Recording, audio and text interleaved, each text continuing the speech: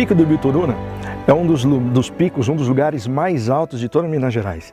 E esse é um lugar muito escolhido por aqueles que gostam de praticar algum tipo de esporte de voo livre. Paraglider ou parapente, como também é conhecido, o asa delta, entre outros. Esse lugar, esse pico, possui aproximadamente 1.100 metros de altura. O paraglider, de uma maneira geral, é um esporte que ele flutua nas correntezas de ar quente. E é interessante porque os mais distantes, o recorde mundial, chegou a percorrer uma distância de aproximadamente 500 quilômetros. Também é um esporte que não possui uma velocidade muito grande. Apesar disso, ele pode atingir até 80 km por hora. Para você participar de um esporte desse, você precisa, no mínimo, de ter muita coragem. Para entender o que significa isso, nós precisamos de definir o que é coragem. Segundo o dicionário, coragem é bravura, senso de moral intenso diante dos riscos ou perigo, confiança, força espiritual para ultrapassar uma circunstância difícil, perseverança, capacidade de enfrentar algo moralmente árduo, hombridade, característica da pessoa de bom caráter, determinação, cuidado e perseverança no desenvolvimento de algo. Você percebe que coragem é algo que todo ser humano precisa e precisa em quantidade. Mas ao contrário do que muitas pessoas imaginam, coragem não é ausência de medo. Coragem é você persistir apesar do medo que você sente.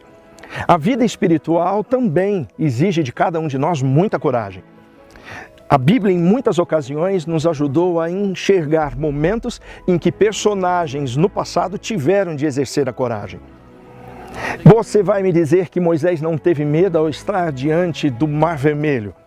Ou que Josué não temeu os gigantes que precisariam ser vencidos pelo povo de Israel?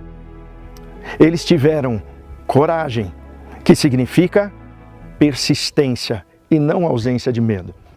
E você sabe que nos dias atuais o cristão moderno também precisa ter coragem. O medo, por outro lado, é um sentimento que surge quando nós estamos diante do desconhecido. E a Bíblia constantemente nos coloca nessa situação. Ser fiel a Deus, na teoria, é muito simples. A prática dessa teoria é mais complicada. Quando Deus diz para você ser fiel, em outras palavras, Ele está dizendo: confie em mim. Deixe eu ser a referência para a sua vida, deixe eu ser o número 1 da sua vida. Deixe eu dirigir o seu caminho, independente para onde seja.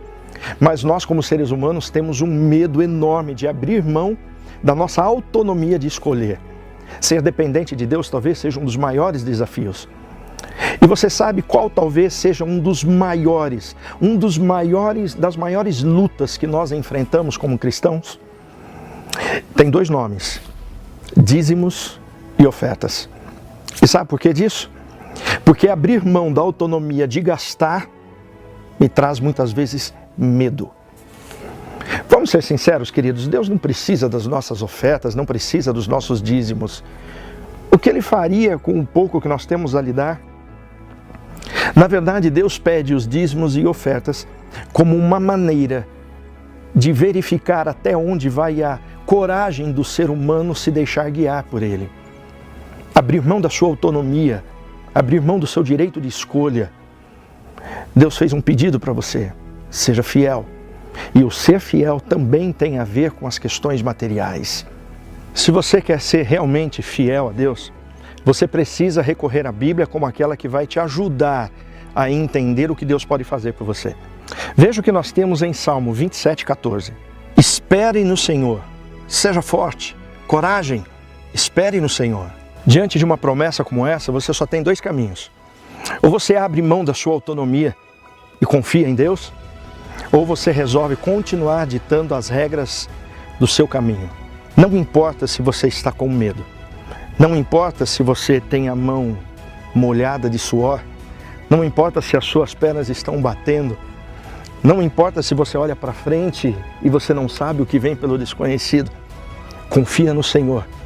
Existem algumas coisas na vida que só serão possíveis se você for extremamente corajoso. Confia no Senhor. Ele está do seu lado. Entregue o seu caminho ao Senhor. Confia nele e deixe que o resto Ele resolve.